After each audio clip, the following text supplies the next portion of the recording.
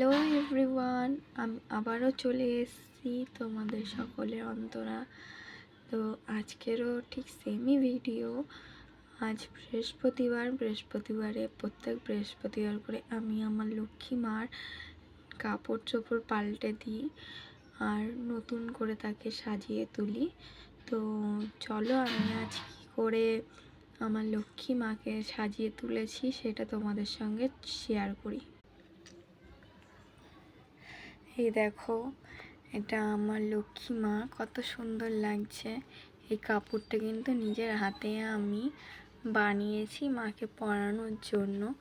আর আজ বৃহস্পতিবার, আজ সব ঠাকুরকে মুছে স্নান করিয়ে নতুন সাজিয়ে তুলেছি। আমার মাকে কেমন লাগছে তোমরা গাইস কমেন্ট করে বলো।